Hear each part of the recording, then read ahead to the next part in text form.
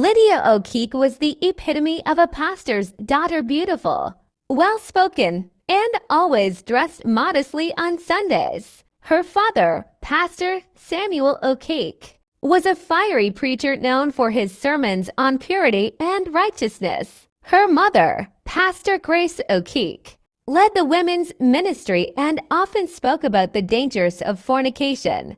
To the congregation, Lydia was the perfect Christian girl. But behind the facade, Lydia was drowning in rebellion.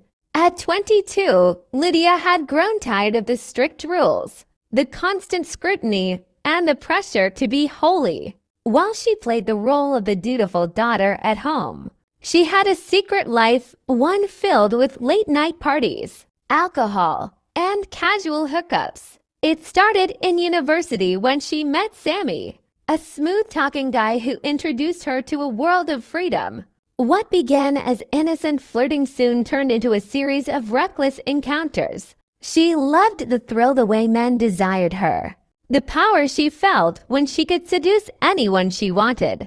Her older brother, Daniel, was the first to notice. He saw the late-night texts, the sudden disappearances after church, and the way she dressed when she thought no one was looking. He warned her gently at first, then more firmly.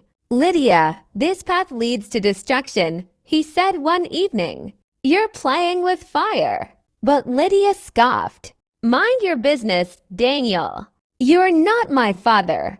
When her parents finally confronted her after rumors reached the church, it was explosive. "Lydia, we didn't raise you like this." Her mother cried. Her father's voice was stern.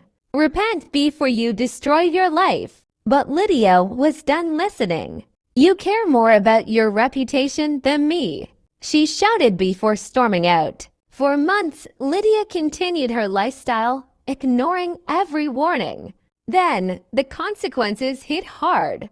One of her hookups leaked their private videos online.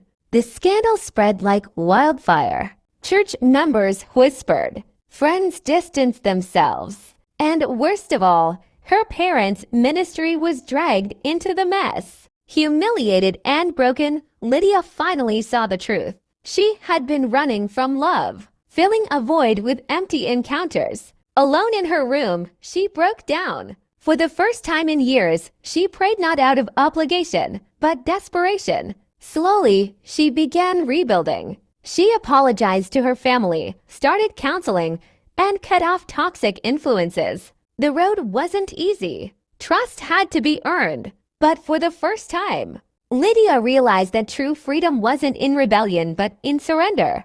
Years later, standing before a group of young girls at a retreat, Lydia shared her story not with shame, but with purpose. "I thought I was free," she said softly, "but I was a slave to my own destruction."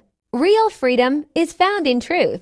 And as her parents watched from the back, tears filled their eyes not of sorrow, but of hope restored.